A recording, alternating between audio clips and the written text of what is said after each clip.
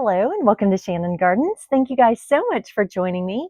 So in this week's video, I wanted to share with you guys one of my absolute favorite annuals, and I've been waiting to do this video for a while. This is an annual that I've had in my garden year after year, and I absolutely love it for its true blue color and its profusion of flowers all through the spring, summer, and fall, and that's the Plumbago Auriculata. I'll be sharing with you guys some of the things that I've learned just from having that plant myself in my garden, as well as some additional information upon researching about the plant, and then if I was successful in overwintering the plant over this past winter. All right, you guys, so with that, let's get to it. The Plumbago Auriculata, also known as Cape Plumbago or Cape Leadwort, is a tropical shrub that's native to South Africa. It can be grown more as a perennial in zones 9 through 11, although it's also noted for zones 8 through 11 on some sites. In other zones, it's typically grown as an annual. Now, I'm in Georgia in zone 7B, 8A, and I've always grown this lovely plant more as an annual, but I did overwinter it last year, and we'll get to those results a bit further in this video. Now, just as a note, I see this plant whenever I go to Florida, used anywhere from home gardens to medium flowers in the middle of the road to flowers used in landscaping at Disney World. It clearly does very well in Florida, and you'll spot it used in a variety of landscaping environments. Here I'm actually showing some from the Animal Kingdom Lodge at Disney, which was just beautiful, planted against the rocks as the backdrop. This gorgeous plant grows more as a shrub, but can be trained as more of a vine as well. It's distinct with its true blue coloration, but you can also get the plant with white flowers instead of blue if you'd prefer. Now, I did find that pink is available as well, although I haven't seen that color myself personally. The variety I'm showing here from my garden is the Royal Cape Plumbago Auriculata Monet, which is noted to have some of the deepest blue flower coloration. These phlox-like flowers are a wonderful attractant for butterflies. I have my container of plumbagos sitting right outside a window and am constantly seeing butterfly activity at this plant. I do see hummingbirds and hummingbird moths go up to the plant as well, but it's really more of a butterfly attractant in my garden rather than a hummingbird attractant. The Plumbago auriculata prefers full sun with at least 6 to 8 hours of sun daily. It is noted, however, that it can tolerate a bit of late afternoon shade. I'll say that I do have mine in a container where it gets almost all day sun, but it is shaded in the very late afternoon, which works out really nicely for me considering that I have it in a bit smaller of a container. I've also container planted this in an area that got morning shade and then all afternoon into the evening sun, and it did quite well there too, but it didn't grow as large or flower quite as much as the one in all day sun. Now, I wanted to show an example of container planting the plumbago with other plants. I tend to usually plant this plant by itself. However, this is an example of multiple plantings that I did, I believe, a couple of years ago, where I paired the plumbago with the pink pentas below that, and then tradescantia below, which is the trailing stripe plant. I tied in the pink color with impatiens in containers behind, and then also some Lenten roses behind that.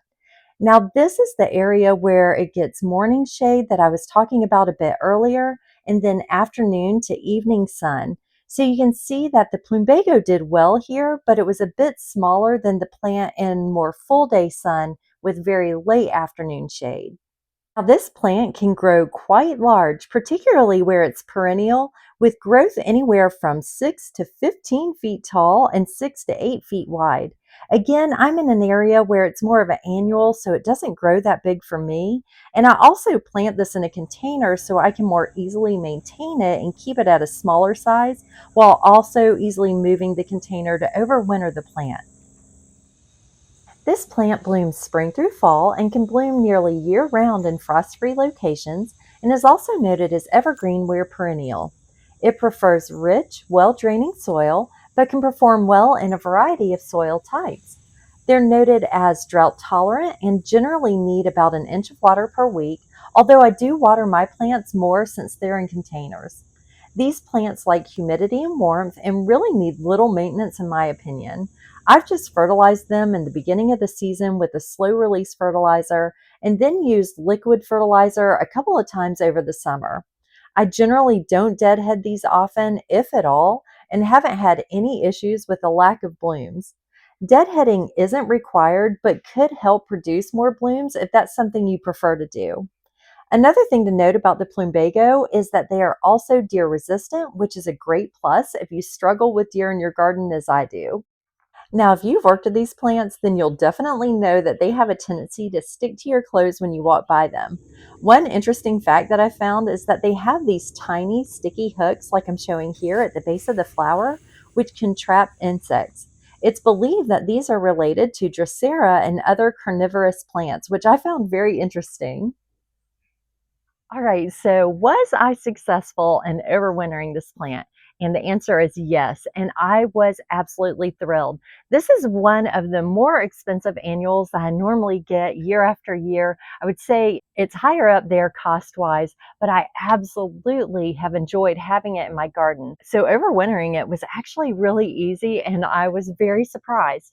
I just brought it in my garage, and I should preface this and say I have very limited space in my garage. So I was only able to do this with 2 plants this year. And I'll be doing another video about my other plant that I overwintered in a later video.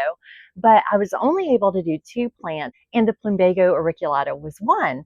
So I just brought it in probably when the temperatures started getting closer to the 50s, definitely when I noticed that it stopped blooming so much. And I definitely did not want it outside when we started having freezing temperatures. So I went ahead and brought that in my garage.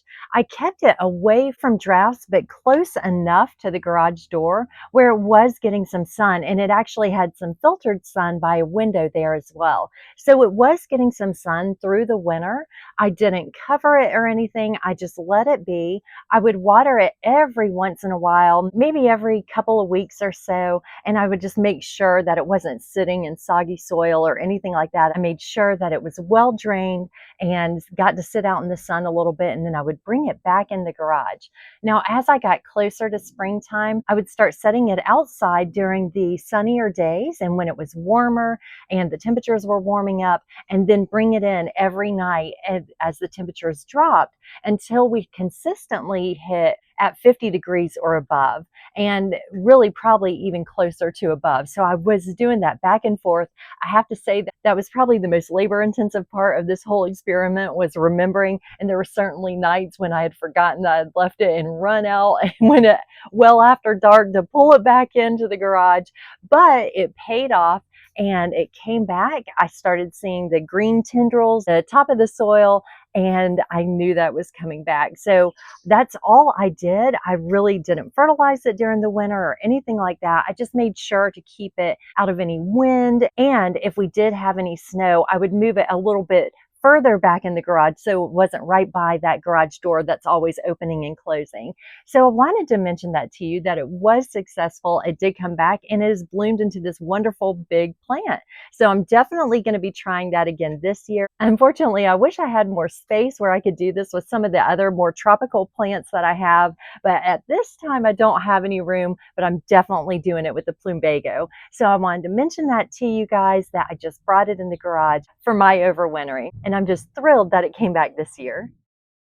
So this is the plant in late April or early May in my area, and I've put it back in place after moving it back and forth from my garage over the cold nights. I moved it permanently out once we consistently had warmer temperatures closer to the 60s during the day, and just made sure to keep an eye out on any overnight dips below around the mid 50s. The plant did go dormant during the winter, leaving just sticks, but then the green started coming through in early spring and started blooming later in May. It is noted that you can prune this plant to help keep its shape or help prevent spreading, and is suggested to cut it back some in late winter or early spring. Now, I did touch mine up after I confirmed that it was coming back and didn't die over the winter. Overall, though, I tend to let mine just grow as it is and just touch up any branches that need to be tidied up along the way, or remaining old growth that can be trimmed once I confirm that it's starting to grow in. I did also want to mention that the plumbago is noted to cause contact dermatitis, skin rash, and blistering, so you'll want to protect yourself when handling it. Now, I haven't had an issue myself, but do tend to handle it with gloves on, so I just wanted to make sure to mention that as well. Thank you guys so much for joining me. I really enjoyed sharing the information that I've learned myself through either having the Plumbago Auriculata or just learning upon my research and sharing that with you guys. So thank you so much again. Now please make sure to stay tuned for my upcoming videos, which you can do by subscribing and clicking the notification bell so that you can be notified each time I upload a new video. All right, you guys, I hope you have a wonderful week. And until next time, happy gardening and goodbye.